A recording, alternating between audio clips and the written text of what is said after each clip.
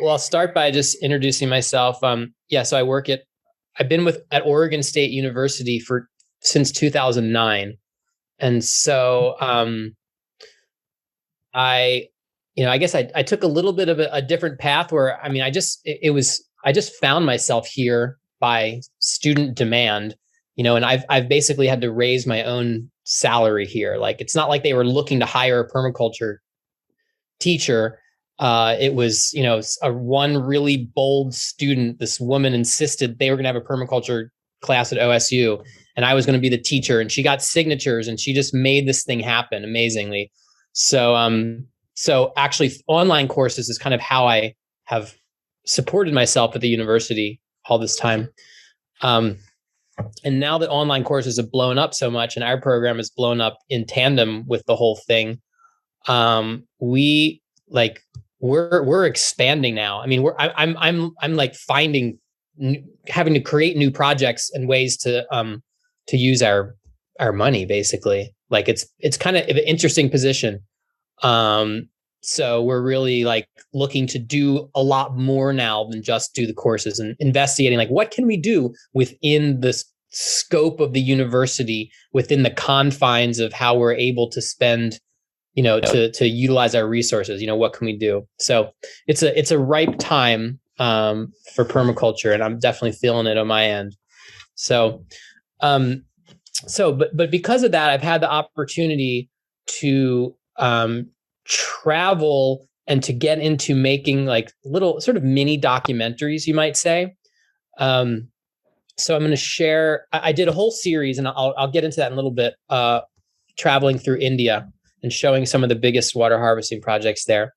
But I want to start with something that, since we're online here, and since you're all going to be going back to your places, and hopefully, taking permaculture up in some sort of really competent way in your dryland locations, I wanted to go through one of my most used tools, which is Google Earth. Because, I mean, Google Earth is amazing, and I use it all the time when I'm looking at a property, like when I'm talking to somebody about a place, and I'm looking at climate. I use it like constantly. And so we talked to Skeeter, and we thought it would be valuable for me to go through and give a little, like, a talk first on just Google Earth as a design tool, as a design and assessment tool. So I'll start with that. All right. I'm going to share my screen here, and hopefully there won't be too much lags or delays or anything like that with my Google Earth. So can you see? Give me a little thumbs up. Can you see the... Yeah. Okay. So this here is the Willamette Valley in Oregon. And, Portland's up here, Eugene's over here, and I'm here in Corvallis, off on the right up against the Coast Range here, right on the foothills of the Coast Range, where the Willamette River comes and makes a little jog over. So it's town, very well situated town, just squeezed right there between the Willamette River and the foothills of the Coast Range. This is where Oregon State University is. And one really great thing about Oregon, and I'm not sure about how prevalent this is everywhere, but we have really, really good contour data. We have really good topographic data because they've flown LiDAR, right? LiDARs where they take the airplanes and they fly over and they shoot like 6 points per square meter, and they get the landform and then make it available as contour lines. So some of the resources I'm going to show you, you might have in Oregon, but you might not have everywhere, because contour lines are not, you don't have the same access everywhere you go. So this is a property that I did some design work for right outside of Corvallis here. And you can see I actually have 2-foot LiDAR derived contour lines that a friend of mine who works for the state was able to make into a file that I could open onto Google Earth. But so Google Earth is like the base. It's like the base, And then there's all these different layers that you can add on top of Google Earth. Okay, so some of those layers that I find that I use a lot, if I didn't have these really good contour maps for a location that I'm getting through the state, there is a layer that you can turn on that you can put onto your Google Earth. It's called Earth Points Topo Map, and I can turn this layer on right here, and it gives me USGS 7.5-minute maps for the entire United States, right? So, I mean, these aren't like what's the contour interval on these? Let's see. 40 foot. I think. Yeah. So these are 40-foot contour lines. So it's still, if I'm looking at a landscape and like anytime someone's like, hey, I want you to look at my property, the first thing I do is I get their address. And oftentimes if someone calls me, I just bring it up while I'm talking to them, and I will go to their property, and then I'll go and I'll just turn on this US Earth Point Topo Map, and I'll get these 40-foot contours right there. And then if I wanted to see, because this is selected right here, if I wanted to see what was below it, I can slide this little transparency bar, and I don't know how that's showing up for you guys on the screen. Great. Okay. So I can see the stuff below. I can see, oh, this is open field, this is forest land, and then I can also see the contour lines. So this is like back of the I kind of think of this like back of the napkin assessment, basically, is I'll look at someone's site. I'm like, oh, okay, I can see slope. I can see how steep the slope is. I can see what direction things are facing. I can see the drainages here. And it even gives me the name of the creeks and stuff like that. Okay. So that's a super useful layer. I'm going to turn that one off right now. Is that only for the United States? This top? Yeah, it's only for the United States.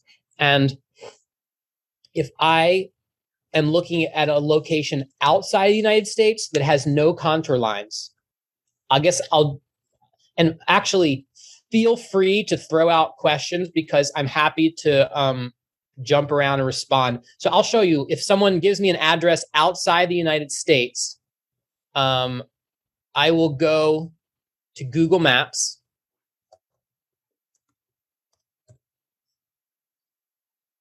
Okay. And let's say, okay, for my, I'll show you, this is the first thing I did for my, my Egypt project, right? I went and there was no contour lines in this area. So I will go and I will go to the layers here, and I'll turn on terrain view. And now the terrain view will give you contour lines. They're not, let me see what the interval is. Let's see, that says 400 meters, 200 meters. Okay, so these are like 40-meter contour lines. So that's closer to like 120 feet. So it really does not give you very good ones. And so you can see the contour lines like on this cliff, on this slope right here, right? But when I zoom in on Google Maps at a certain point, okay, so this is really good. I can really see the contour lines there, but at a certain point, they will disappear when you get in close enough, like right there, they take them away.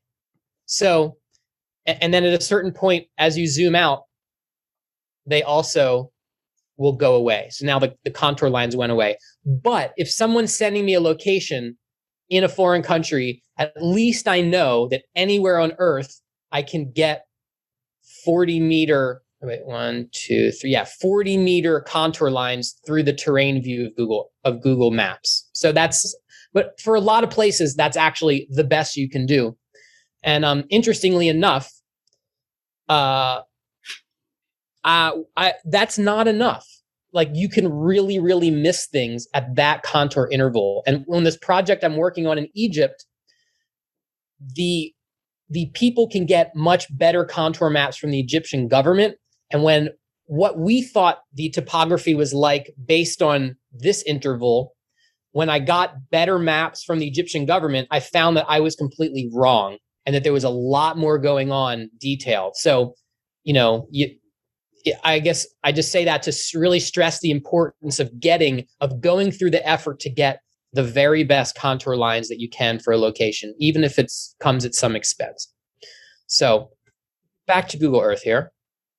Some other layers I use, the NRCS, Natural Resources Conservation Service, has this great website called the Web Soil Survey, where you can get soil maps for your location. But Google Earth also has a layer that you can turn on that will give you soil areas, so you can get the soil types right on Google Earth.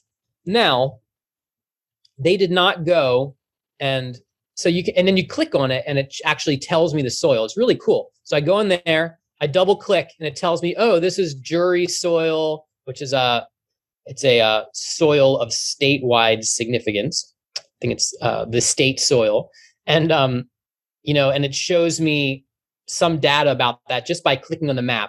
Now, you have to understand that they didn't send somebody that went and actually took soil samples and really determined this line exactly. They extrapolated where these soil boundaries are in a large part by the same way that you would extrapolate things when you're looking at a map: slope, vegetation, and the things that they know about geology. But that's a really useful layer to have it all there on Google Earth. So this is definitely one that I use as well. The next one that I use, let me get to a different location to show you this one. Let's see, to move you guys out of the way. Okay.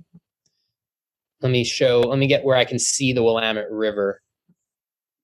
So, because the next one I'm going to show you is from FEMA. FEMA is the Federal Emergency Management Agency. And this is the National Flood Hazard Layer. So this doesn't want to come on, huh? Okay, so another thing about Google Earth is sometimes when things update, your layers go bad. And you don't know until you go and try it on. So it looks like for me, like I just did a computer update and it looks like, oh wait, maybe I was just zoomed too far out. Okay, so it looks like it no longer is giving me I would have to go and download this layer. Or maybe, hold on a second, just give me 1 second. Let me see if, okay, well, anyway, this will show you the floodplains. So I'd probably have to reinstall this layer. So Google Earth is a little glitchy. It is a free program, but it's a little glitchy like that. One that I know is still good because I used it yesterday have you guys talked about Köppen-Geiger climate classification zones at all? Well, we did the Holdridge scene, and we took a little bit at the Köppen-Geiger. Yeah. Not in depth, but introduced them to it. Okay. Well, so Köppen-Geiger is a climate classification system. And the reason why you can find you can have these Köppen-Geiger designations for everywhere on Earth is because the Köppen-Geiger system is just working on temperature, precipitation, and seasonality of precipitation, which means that there's pretty much data all over the planet for the Köppen-Geiger zones. So I use this layer a lot when I'm looking at an area and I want to find another area that's analogous to my area. So for instance, I'm like, oh, here I am right here in the CSB, which is temperate climate with a dry summer and a warm summer. I'm like, oh, where else on Earth might I find that same climate classification? And you're like, oh, wow, there's the same climate right down here in Chile and into Argentina, and then I'm like, oh, isn't that interesting? I wonder what sort of trees they have there. So I might go and I'm like, this area looks interesting. This is my same climate zone. I'll turn that off right there. I'm like, hey, wait a minute. That looks just like the Coast Range of Oregon and the Willamette Valley and the Cascade Mountains, right? But it's the Andes. Isn't that fascinating, And go in and be like, wow, all of these fields have these really nice looking hedgerows around them. I wonder what tree species they're using down there, because basically I'm in the exact same climate. So, that's one kind of fun thing you can do with your Copen-Geiger layer, is look at other places in the world that actually have similar climate classification. Right around here is where the monkey puzzle tree comes from. And so, you see that ornamentally over in all over Oregon. So, okay, let's go back to Oregon. If I'm moving too fast and you guys are glitching out, let me know. So those are some fun layers. And then, like I said, there's lots more layers out there as well that you can use. So some other things that I like to do, I'll turn back on this contour layer right here. Okay. And so this is a design site in this yellow boundary here. This is a site that I've been working on for a client. This is a farm that's north of me, up in 2 counties to the north. And so this, I can see by the contour lines that there are different drainages from higher up. There's this peak right here, and there's these different drainages that are actually flowing onto this property. And so when I'm looking at this, I'm like, oh, wow, this is a lot of water coming on. I wonder how big the area is that is draining onto this property. So up here, we have a series of different tools. And this polygon tool right here, this is the tool that I use most often. And for watershed analysis, this is really great. So I click on my polygon tool, and then I can go and I can just trace the contour lines. I'm going up the ridge here and going over to this peak up here. I'll have to go and change the opacity for you guys to be able to see. Okay, 1 second. Sorry, let me go over here and so, okay, let me make this. Well, I've already done it. So I can take this polygons, right? And this polygon tool, and just like I've already made these polygons of the watershed here, I can make a polygon. And then when I go to this thing that says measurement and I click this, it shows me, I can type acres, and it shows me how big this polygon is. So this says this polygon I just drew is 5.62 acres. So I already went and using the topographic map, I traced the watershed boundaries by reading the topographic map, and I created these watershed basins. And so then I can look here at the measurements, and it'll show me that this polygon that I traced by following the contour lines is 181 acres, right? It's 181 acres, and I can also see some interesting things. I can see that the very top of this watershed has been logged, right? And so, in fact, I could look, I can see that it's been logged, and then I can also go and I can look at historical imagery that will show me when this was logged. So, okay, so here's the upper watershed of this 181 acres that drains into this property, right?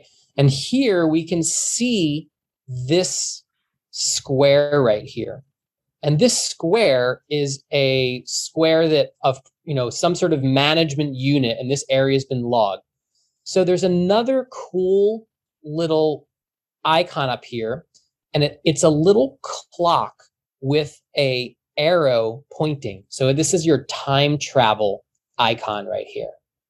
Okay, so if I click this, I'm going to go and I'm going to turn off this watershed right here so we can see the ground underneath better. Okay. And I'm going to go back in time. So right now, this says I'm at October 2021. So this says current, right? So I'm going to go back, and there's no different image from April 2021. Okay, now we're back. Now we're at August 2020. Now we're at June 2017. And this is August 2016. And this is July 2012. 11. This is November 2011. This is starting to look pretty bare, like it was just logged around there. Okay, and here it is pre-logging. This is August 2006. So somewhere between 2006 and 2011, although this looks pretty recent. Look here, you can see the slash piles. So that's got to be pretty darn recent. In fact, because they probably would go and burn the slash piles. So this is probably, they logged it and before they even burn the slash piles. So for this site, I can be like, oh, I can say to the client, yeah, well, I can see that was logged, in 2011. And then the other really interesting thing that I find is when you look at logging patterns is you see this here, this is a logging road. So you can find the old logging roads and then oftentimes at some later date, these have been grown over and they're not that apparent, but like, especially like when you're doing a property, oftentimes that's actually still a good road. I mean, they've gone and they've graded the road and oftentimes they put it on a ridge or something like that. So it's like a way of excavating property. I've done this with properties where it showed me where the sort of hidden roads were in a landscape where the forest had regrown over it. So this historical imagery, this is a really important tool that I always look at when I'm checking out a property. I look at the contour lines and then I do the historic imagery. I'm going to show you an example of why this historic imagery tool is so darn useful. So I'm going to show you this example on the design project I'm doing right now in Egypt. So let's go make our way over to Egypt. Let me turn north up so I don't confuse you all. Okay, take a drink of water.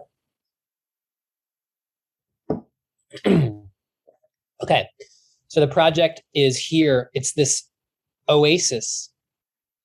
And there's a group of people from Cairo, I think partly inspired by the COVID lockdown and them getting really freaked out when the stores went bare in a city of 22 million people that was on lockdown. And so this group of people is like, we want to make an eco village. We want to buy this land. So they bought this land out here in this remote oasis area. There's about 80,000 people that live in this oasis, sitting over the largest fossil aquifer on the planet. No rainfall. It hasn't rained here for 13 years. It was the last time they had measurable rainfall. Okay. So it's hard to distinguish the water flow pattern here, where you're really looking at the sand dune pattern here. So this site is the site they bought, and you can see just from looking here, like, wow, the whole thing was covered in sand dunes. These are blowing sand dunes. But when you look at the historic aerial imagery, this is where it gets interesting. So you start going back in time. Okay, see, July 2019, July 2018. And not all of the layers like are readable. Okay, we're back here, yeah. June 2018. Let's keep on going back here. Okay, because these sand dunes, they migrate across the landscape. So when did the sand dune blow in, and what did this sand dune cover? Right. So I'm back here in 2012, and I can see I'm starting to get a glimpse of what this looked like before this sand dune blew onto here.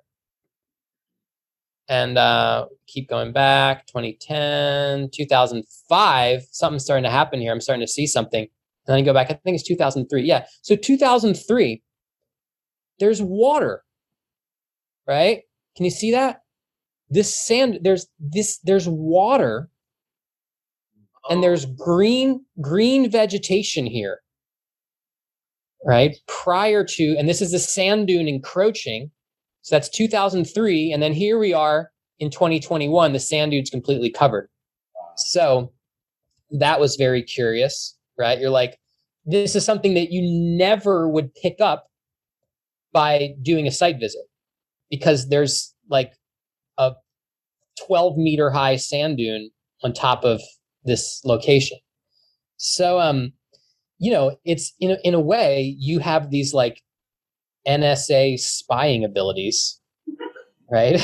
To like, how else would you possibly know? And and explain certain things. I'm like, well, look, this vegetation here is green.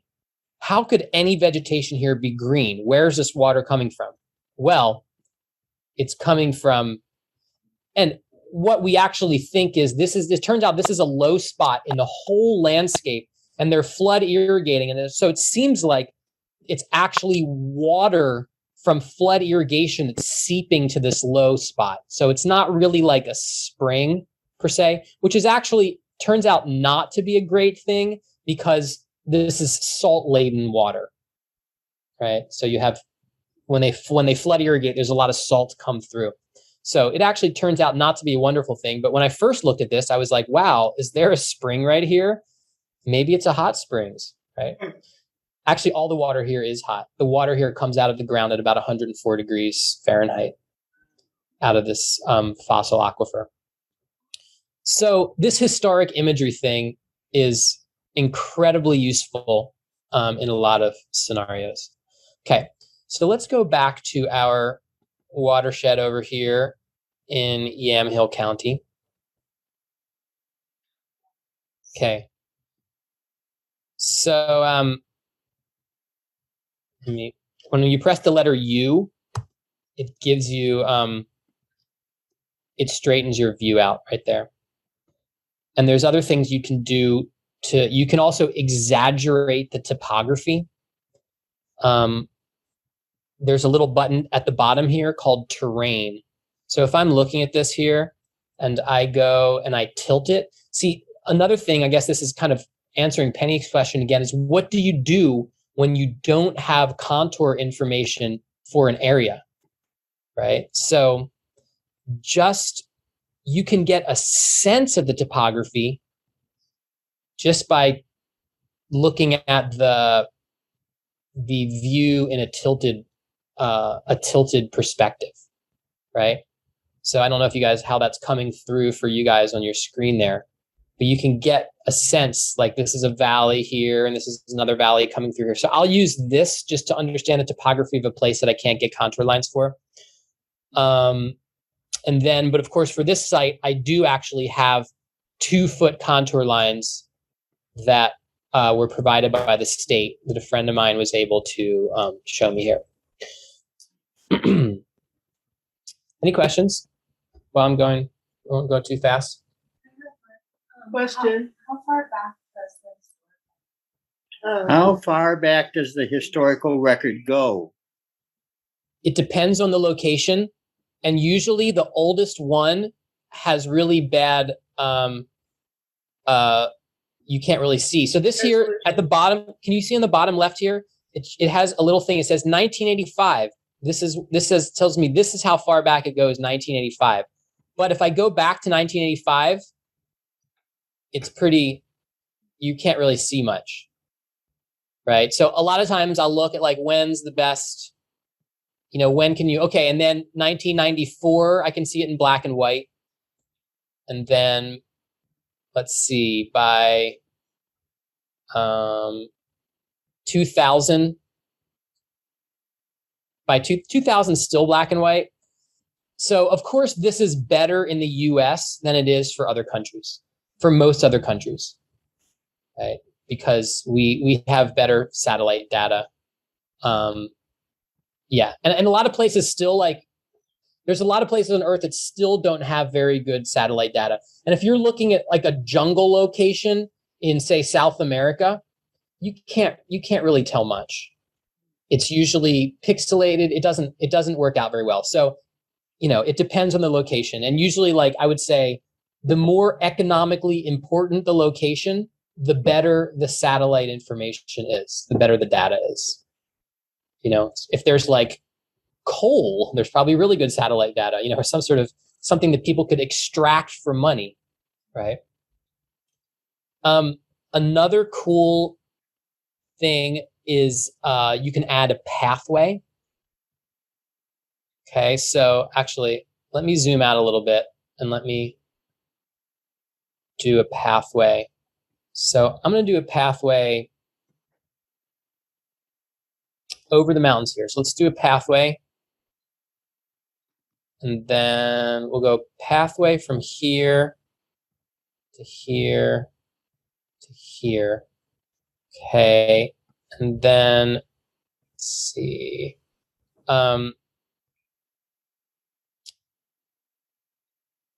Yeah, so the pathway, it'll tell me like how far this is. It's just a way of measuring distance. There's another way of actually showing you the elevation. Let me just see this 1 second. Maybe it's okay. I won't worry about that. There's other cool little tools. Now, one of the disadvantages of this is that the folder system is really hard to organize. And it doesn't let you choose what layers are on top and what layers are on the bottom. So as a design tool, it's really awkward. And I don't use it like as a fine tool for designing. I use it as a sort of first pass. So when I am going to do a design for a property, the first thing I'll do is I will do like a rough conceptual plan using Google Earth. And then at the point that we want to get more detailed is when I will switch to some other means. Because although for a lot of people, they really don't need something that's more detailed than this. They're just like, where's a good location for a pond here? I'm doing my watershed analysis. I can look at the soils. I mean, of course, this does not replace a site visit because the map is not the territory. But I can, so a lot of times I'll go and I'll just be like, okay, I'm going to look at the topography and I am going to pick out all of the places for you that are good pond locations, right? So, and then, so I'll go and I'll look at the contour lines, and then based on the contour lines, I'll pick out good pond locations. And I might do that before I even make a site visit. I'll look kind of in detail at the contour lines. I'm like, oh, this is a spot I'm really interested in visiting, especially in a property like this. It's a couple hundred acres. It's like, there's a lot to see and there's hills and up and down. And so, a lot of times I usually have a client pay me for like 1 to 2 hours pre-research before I go to the site. So I can really study the maps, use Google Earth, turn on these layers, look at the historic photos, historic imagery, and then do other kind of research, maybe look at wind, and some other stuff. And then I will make the site visit after I do my initial Google Earth research. And I find that's a really good method. So like usually when I come to a site, I know you want to be in this, beginner's mind, you want to look at everything fresh. But, when I come to a site, I have a fairly good idea already of like what the watershed is and, when the thing was logged. This is important right here because this whole area, this is all logged right up here. And so, that is, that's like a really big part of the character of this site is it's immediately upstream. So I'm looking at that and going, this is logged. And then when I do my watershed maps, I find out that, well, you know what, really, most of this logged area is actually not draining onto the property. It's really only the top of these 3 watersheds here, but the main bulk of this logged area is actually draining right here. So I've already like done some of this initial, I think it was like detective work on the property by the time I've gotten there. Yeah. So any more questions before we zip over to somewhere else? Yeah. Like a Google Earth for dummies, like a training book or something, to know how to do basic YouTube tutorials. What was it? I can't hear, Skeeter. You just repeated it. Okay. The question is there a Google, sort of a YouTube for dummies, or a beginning, not a YouTube, but a Google Earth for dummies? Is there a more beginner more? Well, the problem is they keep changing it. So I would certainly go on YouTube and like look at videos, Google Earth for Dummies, but because they incrementally update Google Earth, like, cause I mean, I've made a bunch of tutorial videos in my classes, and then 2 years later, they change the controls and the videos are no longer relevant. So I would say go on YouTube, but I would say make sure that you filter so you get more recent videos. Because if you don't get more recent ones, then it could be an older version. That's one of like it's the hard part about making tutorials based on technology that is continually changing, basically. So any more questions? Yeah, Ammon has one. He might just pop over here. So you just said that when you've gotten enough detail as you can on Google Earth, you go to a different program. Could you just kind of drop the names of what other programs you tend to use? Yeah, I mean, at this point, I go to hand drawing on an iPad, right? So at this point, I'll show you like, okay, well, first off, let me show you a little bit of I lied. Right now, I'm not using Google Earth for my initial one. I'm using another one that's very similar to Google Earth, but a little bit better graphically. So I'll do my initial assessment on Google Earth, but then I brought it up here. Then I'm going to this other program here called Scribble Maps, right? That has a free version and a paid version. And this is the Egypt project right now. This is where we're at. This is our, conceptual plan in process on Scribble Maps. Scribble Maps has some advantages over Google Earth in that first off, the graphics are better and they have a more easy to use toolbar right here. Okay. And it has better tools and more tools. And then like, if I want to find the area, so this is a sand dune right here. See how I'm hovering over it and it tells me, it says area 5.74 hectares. I don't want to know in hectares. Let me go down to this little thing here. I don't want to know. I want to know measurements, like see area unit. I want to know in acres. So, okay. So now I hover over this. This is 14.18 acres. I hover over this area right here. Oh, this is 5.4 acres, right? So I've been actually using Scribble Maps to do my initial layout on a design like this.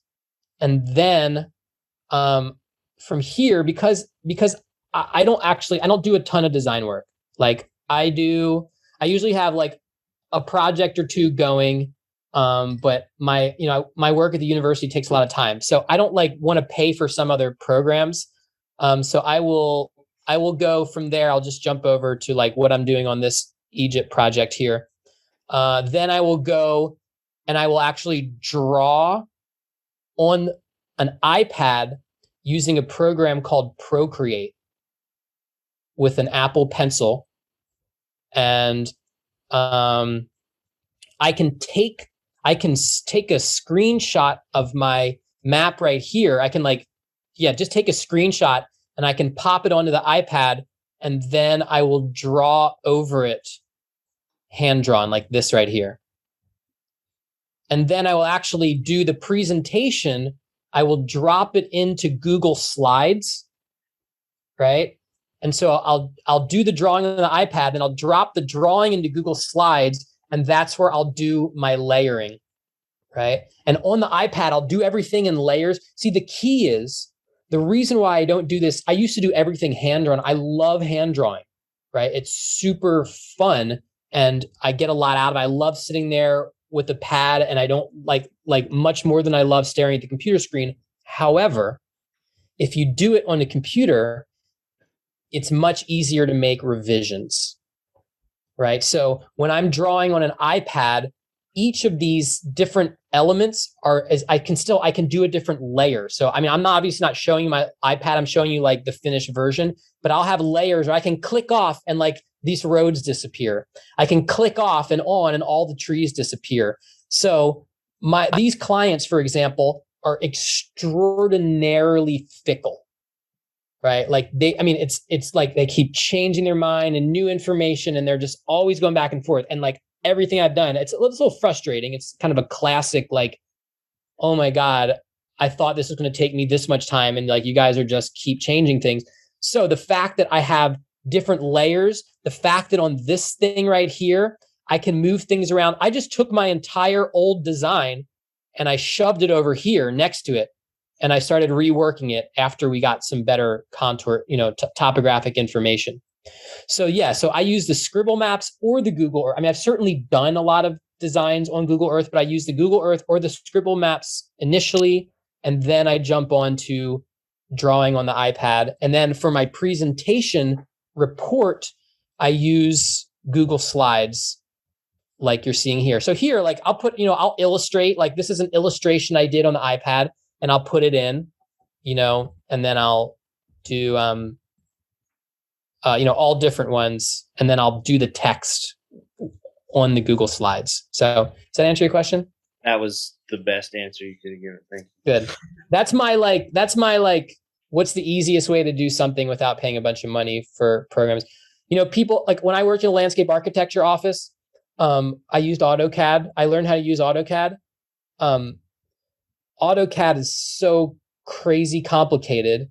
And if you're using it for doing landscape design, you're using like 0.1% of the power of AutoCAD. It's like if AutoCAD was a skyscraper, if you're using it for landscape design, you're using like one room of that skyscraper, right? So it's like a lot of these programs, it's so complicated and all this money for something that if you're doing what I'm doing at least, then you're not doing a lot.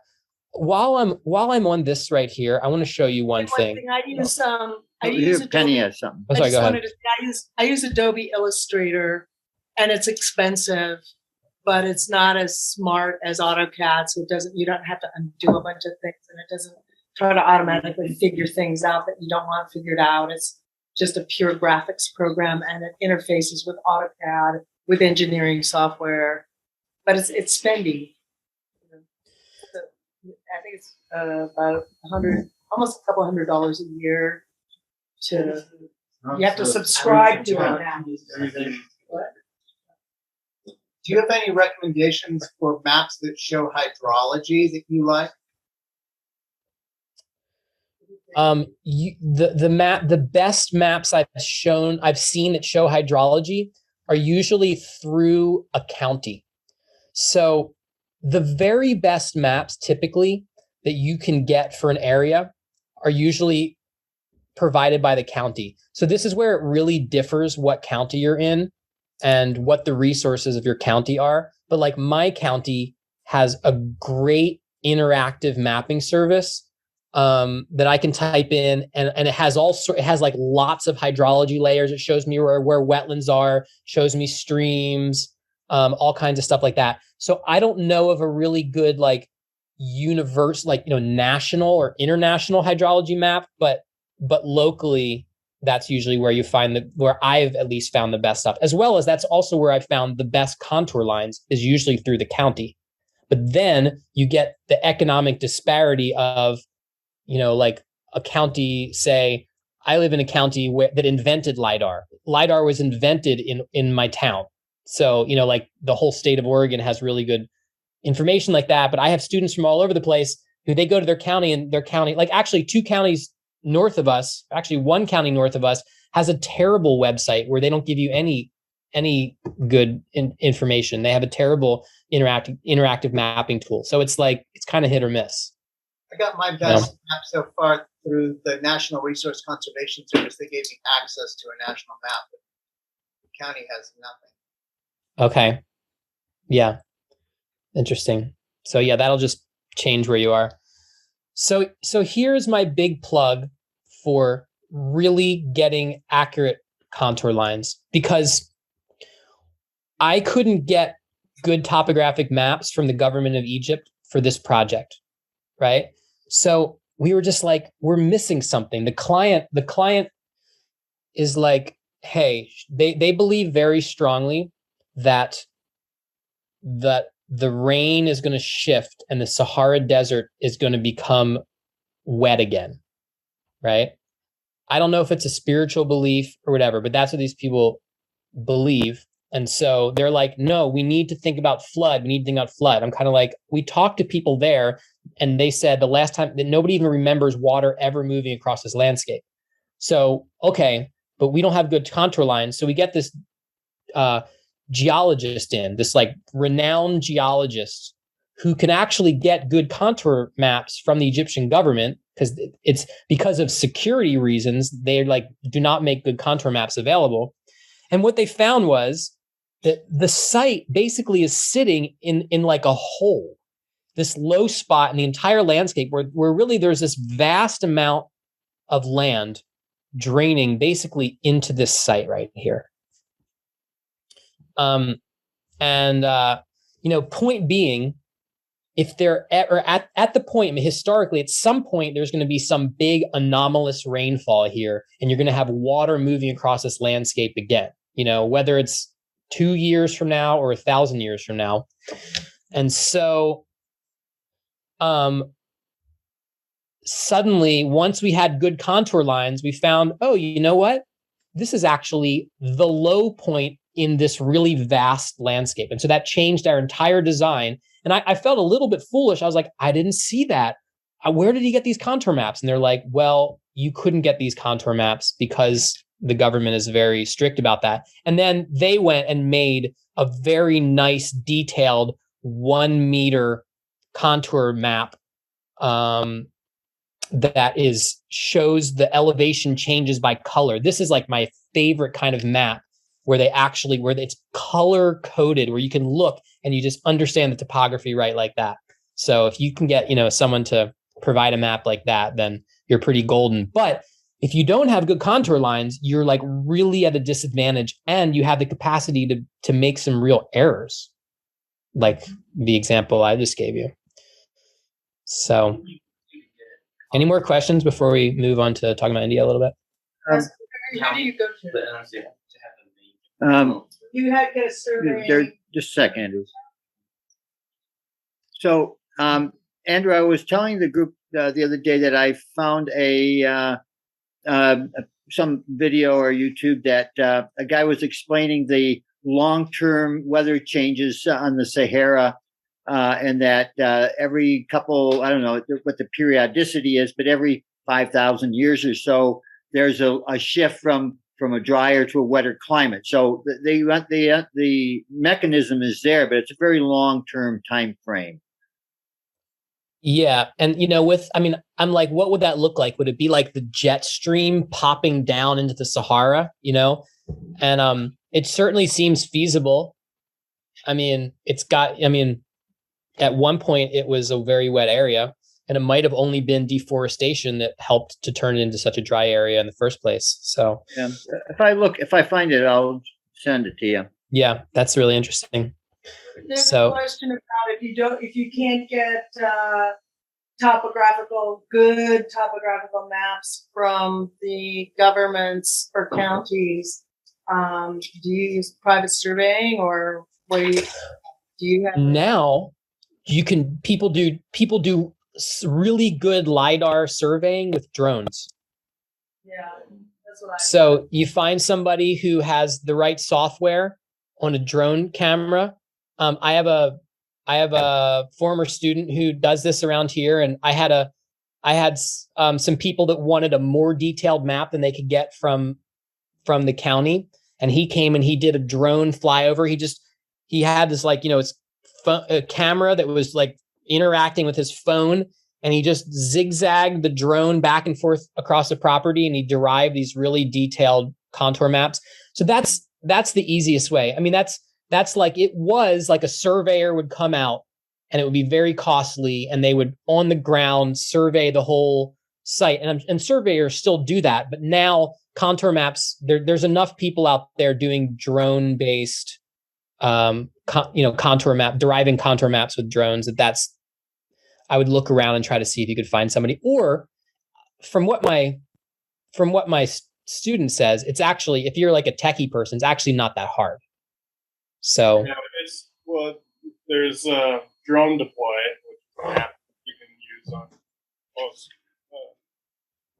drones that you can buy, but that's just photogrammetry, and so you can't see through tree layers, and so if you have an open field, it works great. I mean, it can be accurate within a few inches, but once the tree canopy is there, it skews everything.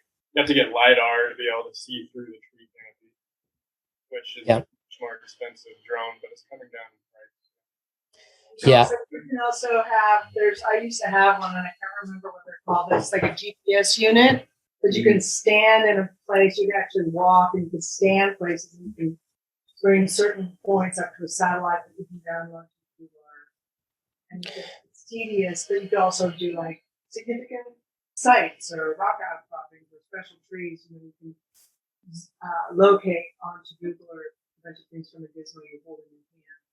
Well, they have apps. I can't remember what they're called right. For the Okanagan River Valley, FEMA did the LiDAR for everything in the.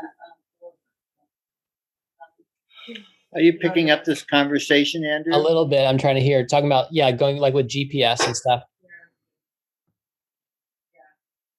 But I think that the technology, as it's growing, is a game changer. So as with drone technology, it gets a lot cheaper. We did 200 acres. We just hired a surveying crew, an aerial crew before all this, and it was about $8,000. And we had 2 for contours on 200 acres, just to give you an idea of what it used to cost. Yeah. Does anyone know the current situation with the contour lines in Washington? Like he says, 2 feet in Oregon. Do we have anything like that in Washington? Is it It's to be county found? days. I Yeah. just pulled for Island County at 5-foot contour off the site. Huh. Pretty good. Yeah. That's pretty good. I did a lot of work in like King County, and they have like 2 foot. Uh-huh. Oh, that's great. I imagine they King have. and Pierce County, yeah. Uh-huh. Okay. Okay, so where do you want to go next, Andrew? All right. Well, I wanted to talk. I'm going to end up jumping back onto Google Earth, but I wanted to talk kind of now bridge over to large scale dry land restoration, large scale water harvesting. I wanted to point everybody to the video series I made here. This is India's Water Revolution, where I visit. It's more than 6 sites, but we created 6 different videos looking at water collection in different locations in India, right? And some of these, like the biggest permaculture project on earth, the first 2 videos are with the Pani Foundation, that I consider the largest scale water harvesting and restoration project on the planet. So I encourage you to watch. So you could watch the whole playlist. It's about 1 hour and 20 minutes is the whole thing. So, India's really influenced by the monsoons, and there's different precipitation amounts in the different areas. You have some really dry areas, you have some really wet areas, but all of that precipitation still is coming with these monsoonal bursts, right? So you have like 2 to 3 or even 4 months of monsoons in the wetter areas, and then you have 8 to 10 dry months. So it's really a unique pulse of water. Like, it's really different compared to over here, where, for instance, in Oregon, we get 8 months where we have rainfall for the most part, and 4 months where we have very little rainfall for the most part. And as far as the Köppen Geiger, we have these different climate zones based on temperature and based on precipitation. Note that in the upper left there, We have the bright red color, the BWH, the hot desert. I mean, that's the same climate zone as the Sahara Desert, as the Arabian Peninsula, as the interior of Australia, and as, areas of the Southwest United States. So we get all the way into like hot, dry desert. And, as you know, the Ganges River is this massive watershed here. It covers a lot of India, all the way from the Himalayas up in the top to a great deal of the country. And that's where we'll start here. And I'm going to jump back onto Google Earth. I went and visited this pond right here, this stepped pond. So I'm going to show you this location here. I'm going to zoom out, fly across the world over to India.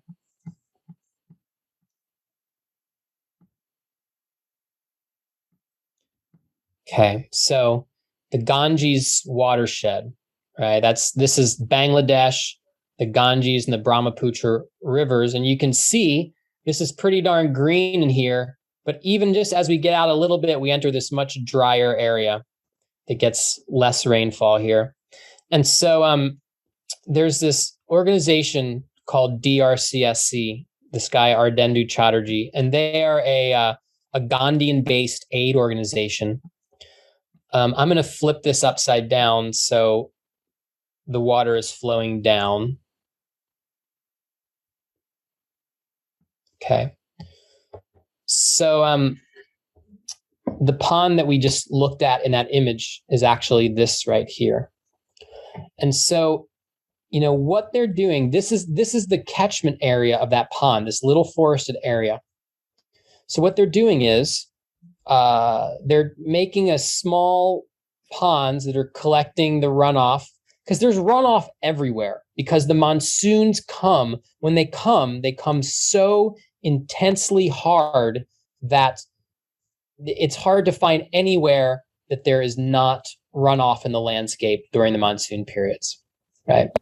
So they put these ponds here, and one of the main reasons that they put the ponds there was in order to increase the seepage, the amount of seepage below. So the ponds that they're putting, they use them for irrigation. Some, they don't really have very many pumps and stuff, but the main idea is to get the water in here. They use it for like emergency irrigation, but overall, it's an infiltration pond, because down below the ponds, this whole area suddenly becomes a seepage zone.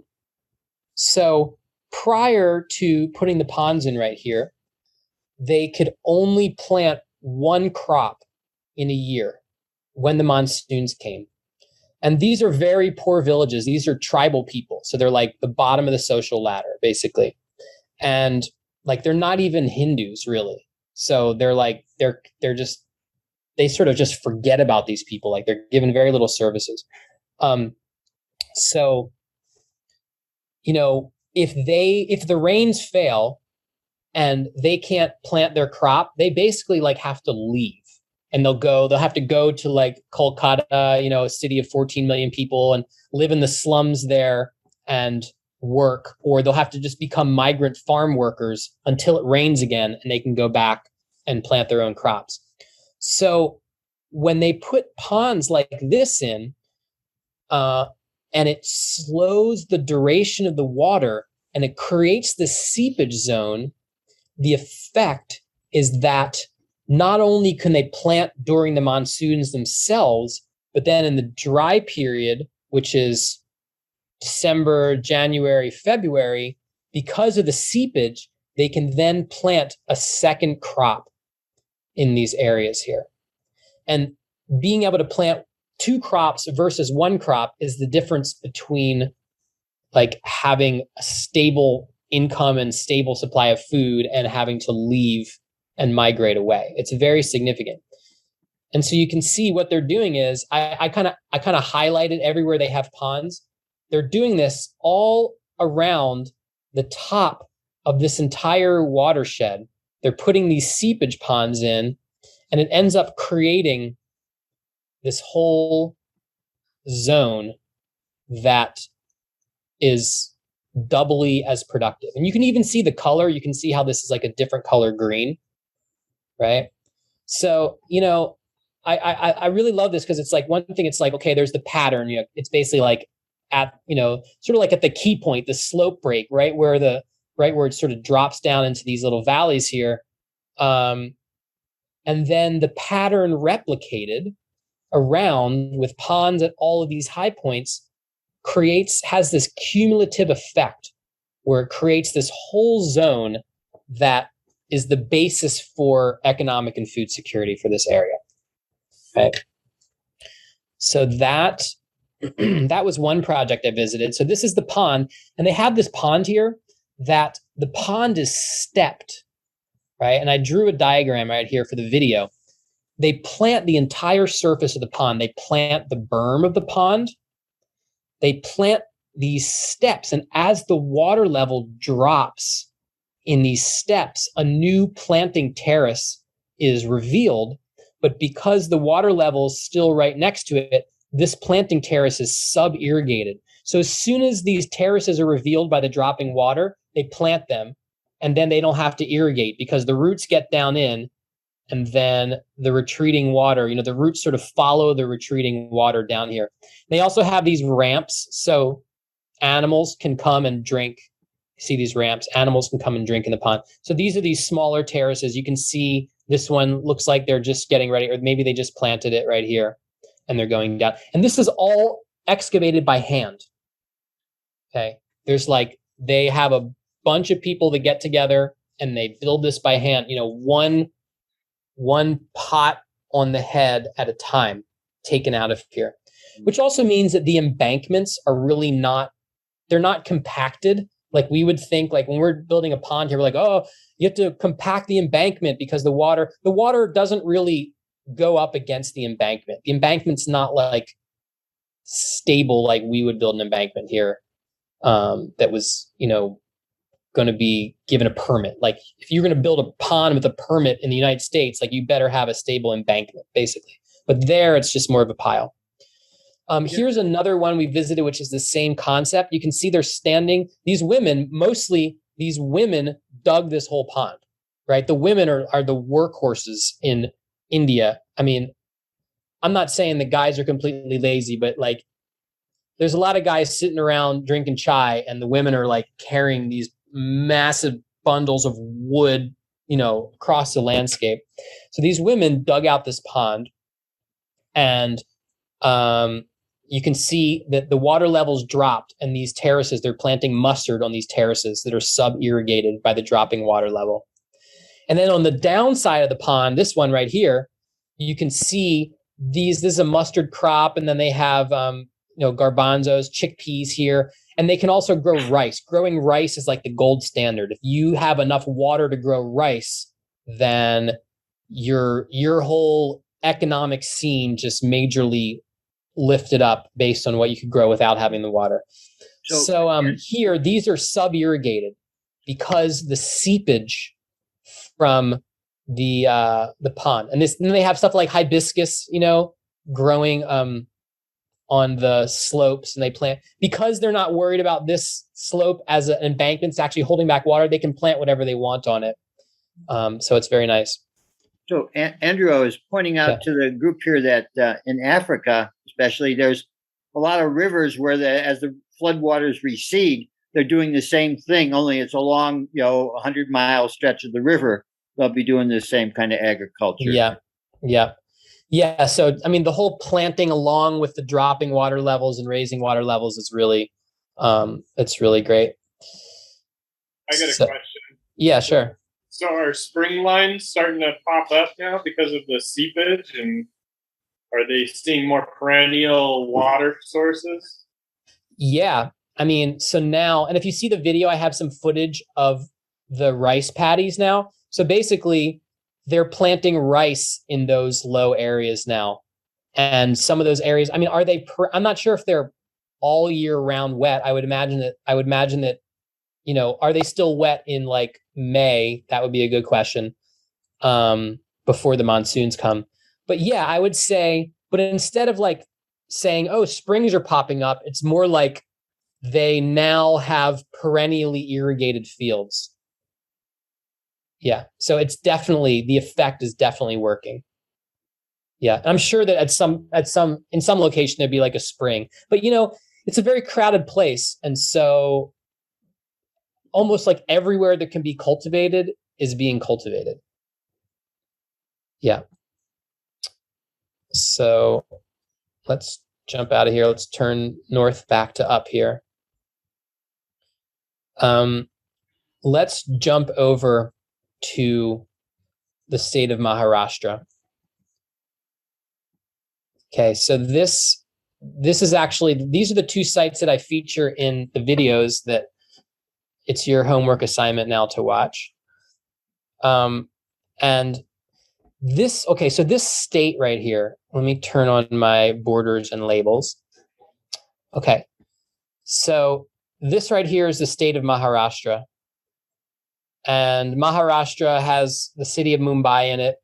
There's, I think there's at least 100 million people live in the state. It might be more. This state is like a good portion of the US population. Like there's just so many more people in India. And so there's this Bollywood star named Amir Khan. He's really famous in India. He'd be like the equivalent of like Will Smith, right? Like he's been in so many movies. Everybody recognizes him. And he recognized that the water situation was really dire. And so he started this contest between villagers to see which village could install the most amount of water harvesting features in a 45-day period. So they pitted village against village, and they did this in 5 years. They started with like 115 villages. By year, was it either year 4 or 5, they had 4,000 villages participating, right? In this contest to install water harvesting structures over the landscape. So I visited 2 of these villages. We'll start with this one here because I have the watershed outlined. So this is the village of Gairavadi. And you can see it looks pretty brown here. Again, though, when I go to my historical aerial imagery, I can see these reservoirs in here. So they have reservoirs, but what was happening was, they get their reservoirs in the monsoon flow, but their uplands were all draining water. Okay, so you can see this is like a hilltop here, hilltop. This is a ridge, hilltop, hilltop, hilltop. So this is the watershed. Then you can see this is the drainage pattern. It's like a little tree coming down here, right? And then their greatest amount of farmland is down here, where this drainage comes out here. So what they did was, as part of their contest. Now, whoever wins the contest, by the way, wins like a lot of money. Okay, so there's great prizes. And so they created all throughout the watershed. You can see here, each one of these little squares is what they call a CCT, a continuous contour trench, or these don't look that continuous. They're basically, so this is the berm right here. And then the ditches are these little squares. So they basically, anywhere around here I can go and I can see, they just basically put these contour trenches all over. They had the entire village come out. They even rented some heavy machinery, and they put in water harvesting structures vastly throughout the entire watershed. So right here's where you can see. So this is the slope. This is where the slope break is. So I'll go back in time and we'll see what it looked like before they put that in. So you can see there still 2020, it was there. So 2019, it wasn't there. And then they had the contest and boom, they put all these terraces in from the top of the watershed to the bottom of the watershed. And the effect that it had on this place is like, it's like one season, because they get these monsoon rains that are there's so much rain that falls in so little time, that they rebuilt their water table in one season. That's all it took. On this watershed scale, 45 days of work from the whole village, and the wells at the bottom of the drainage by the main village, that, you know, the guy showed me, he's like, you used to have to pump this thing, you pump it 50 times and, you know, oh, you get one glass of water. He's like, go pump it. And I touched it and water just pours out. So in one season, by doing these contour, you know, mostly doing the contour trenches, and then they did ponds all throughout the watershed, you know, smaller catchments. I mean, they did, you know, like the whole, I'm sure the same stuff that you guys have learned about in your class. They practice this on this watershed scale. And let me see what this watershed right here, I'm going to tell you how big it is. This is 2,300 acres. So let's look at square miles. So this is about 3.5 square miles. Okay. So restoring 3.5 square miles of watershed, this little, you know, sub basin here, completely brought back the hydrology of their village. What's the rainfall you suspect here, precip?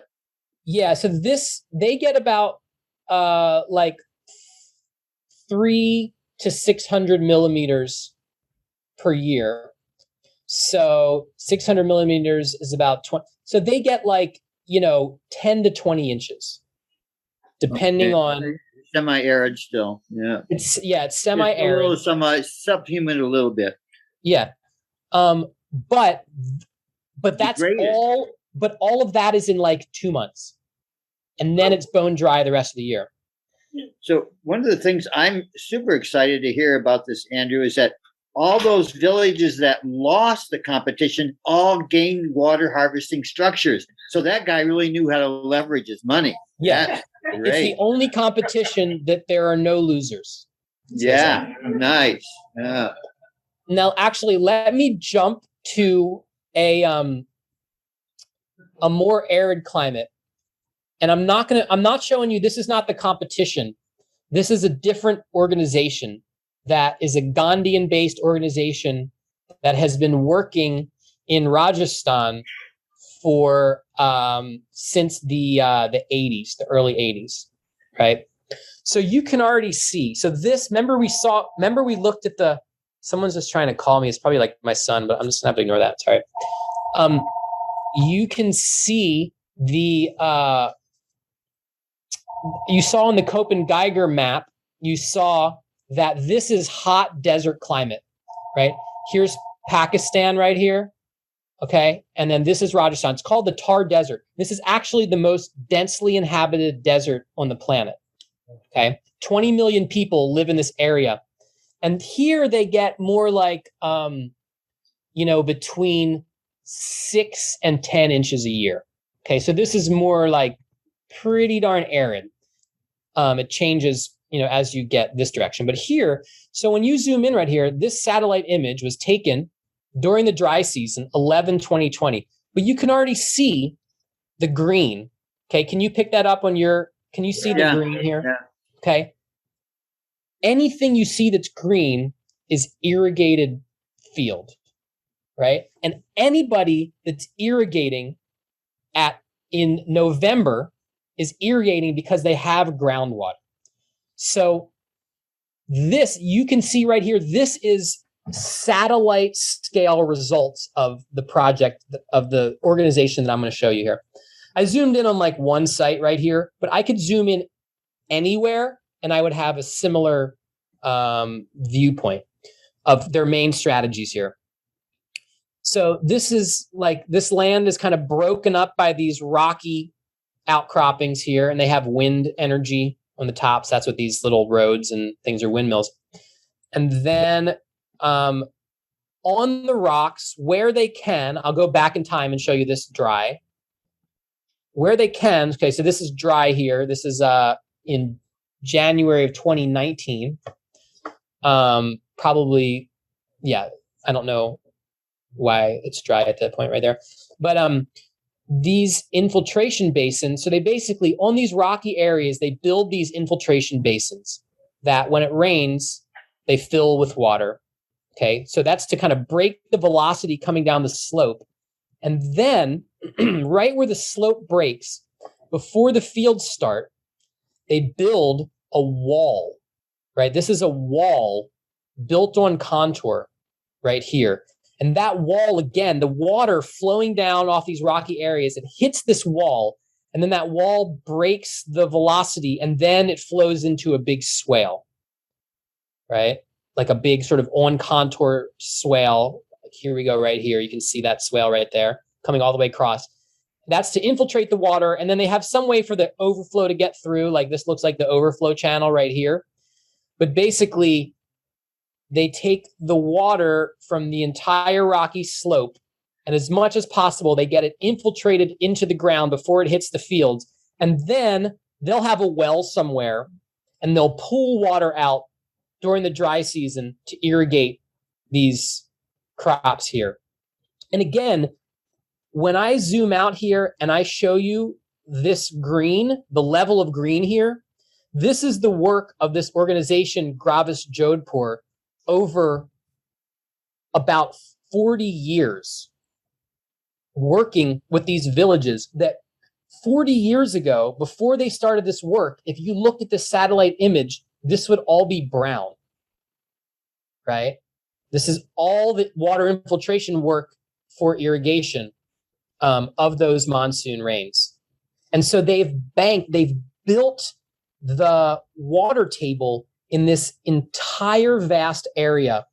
And I mean, like I said before, the same thing with going from growing one crop in a year to growing two crops in a year. They basically stabilized the food system and the water security for these millions of people living in this area just through water harvesting. And these people had to used to leave and do economic migration when their rains failed, and now the society is stable. So, I mean, it's like kind of like mind-blowingly dramatic. And there's a lot of other sites like this that I can go through, but we're just about out of time here. But this is like arid, very arid. This is like a little bit wetter and hotter than Phoenix, Arizona. That's the analogous climate, you might say. Yeah. But with only the monsoon season, all of the rainfall coming in a 2-month period. So they harvest it all, bank it in the ground, pull it out for irrigation. Yep. Sweet. So it's nice to hear some success stories in the world, because there's so much doom and gloom out there. So India, it seems, there's a lot of things going on in India that might give one hope, but then there's probably lots of things that would give one despair. What do you think overall of India? I feel like if there's one place on earth that could have like a permaculture revolution, I feel like India has the capacity. Part of it is the legacy of Gandhi and the legacy of people getting together and working together. I saw a lot of examples of like how they do things there to actually get things done, and like striking, mass suicide as a political tactic. I mean, it's like they know how to have the masses influence. Like they will just like I saw a whole area over here just get shut down. There was a conflict between a Hindu temple and a Muslim temple, and they wanted to settle this conflict. So an entire region went on strike and was like, we're shutting down the entire economy till you guys work out your differences here. So I feel like, there's 1.3 billion people, the garbage. I mean, it's really intense. It's really polluted, and there's a lot of poverty, but the solutions are like very tangible. Like all these people doing this stuff, it's like people digging and building rock walls together, and they solved their economic, agricultural, ecological, and social crises by getting together and doing work by hand. So, I mean, I don't know, like we're either doomed or there's going to be some incredibly large scale inspiration that's going to happen. So, I'm doing my best to feed the inspiration side. Yeah, Yeah. here. That's Yeah. permaculture for you. Yeah. Yeah. Any more quick questions before we reach our 90-minute Yeah. mark? Okay. Yeah. You hop over here then. So, was that competition documented? Is there any? Yeah. He's got a it on YouTube on. YouTube channel. Yeah, he documented it. So you should watch the videos I made. Also, the Pawnee Foundation is most of it's all subtitled. They have a YouTube channel. They have, you could watch their stuff.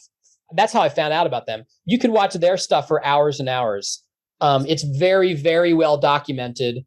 And I'm the one that sort of like made an American version of expressing it, but there's lots and lots of Indian made material. Awesome. Yeah. Wondering how we get Will Smith on board. I know, exactly. Will Smith or Tom Cruise is the other one. How do you spell the foundation? Paani.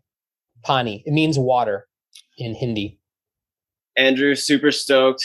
I'm a subscriber. Like and subscribe. Yeah. Yeah, no, I was really happy to hear that you're here. Anyway, I wanted to know, what is the largest water harvesting project that you're aware of in the US or kind of anywhere else besides the two places that you've mentioned so far? John Liu probably told you about the one in China, right? As far as the US, where's like the biggest water harvesting project? I think that actually probably like some of the stuff that the CCC did back in the 30s. Right. Like down in Arizona and like Tucson area and stuff. That's probably some of the largest by land. Unfortunately, we have a fragmented land ownership model. So like in India, like a village owns the watershed, so they can be like, oh, we'll restore the whole watershed. Like, we're here, everything is so fragmented. So like, I don't really know a really large scale contemporary water harvesting example. A lot of times I point people to Mark Shepard's farm in Wisconsin as like the most like visually stunning, you can kind of understand like key line designed larger scale landscape. That's what I point people when they're like, where do you find this in the US? Yeah. I'll ask another question. Are you connecting with any like government agencies in the US regarding water harvesting? I work for a government, basically. I work for the state of Oregon through Oregon State University. So, you could say that I am the government teaching about water harvesting. So you have some leverage, it sounds like, to be doing this work. I think I have some leverage. Like, I definitely have like educational leverage. I don't necessarily have leverage over, state lands or anything like that. But especially like now I've been around for a while, my program's kind of built, and so I definitely have like people in the university are definitely interested in what I'm doing and are paying attention to what I'm doing. How that actually spreads out, I'm not sure. I think probably in lots of little ways. But yeah, the state of Oregon isn't like, here's 1,000 acres, yet. I don't know. Yeah. Well, thank you very much. Thank you. Nice to meet you. Okay. Well, there we used up our 90 minutes there, Andrew. And that was just great. I know that some of these people are going to take some of that Google Earth technology here and really roll with it. So that was a nice introduction. And it's just so nice to hear the things happening in India. And we're all going to do our homework and watch your 120 minutes there, plus all your other stuff. But You just keep up the good work, Andrew. It's just really a pleasure to have you on part of the course. All right. Thank you, guys. Okay. Yeah, Yeah. and if anybody wants online courses, send them over to see if he's got a waiting list. Awesome. Well, hey, really, really great to see you, Skeeter and Penny. Really nice to connect here for a minute and have fond memories of Scalitude there. And I wish you guys all the best, everybody, in your future. Yeah. Andrew. Thank you, Andrew. Thank you. Okay. Bye. Bye.